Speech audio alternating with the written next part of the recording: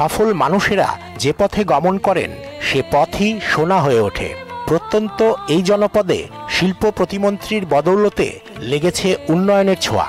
রাস্তাঘাট ও ব্রিজ তৈরি সহ নারী পুরুষের কর্মসংস্থানের মাধ্যমে জেগে উঠতে শুরু করেছে এই অজপাড়াগা। সারি প্রজেক্টটা করার পর থেকে আপনার এলাকার অনেক উন্নত হয়েছে। মানে এলাকার যে গরিব মহিলারা বা পুরুষ যারা আছে তারা সর্বক্ষণ এখানে কর্মরত আছেন এবং কাজ করে খেতে পারতেছেন। আমাদের সাথে সুপারভাইজার আছে, ডাক্তার আছে।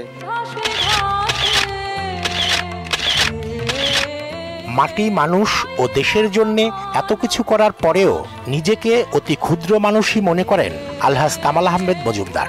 আমার মতো একজন ক্ষুদ্র লোকের দ্বারা একটি এলাকার উন্নয়ন হয়েছে, স্বাভাবিকভাবে এটা আমি গর্ব অনুভব করি। এই এলাকার রাস্তাঘাট, বিদ্যুৎ এগুলো কিন্তু আমি নিয়ে আসছি এবং আমার কারণে যদি একটা স্কুল, একটা এলাকা উন্নয়ন হয়, এটা আমার গর্ব, নিজের কাছে খুব গর্ব মনে হয়।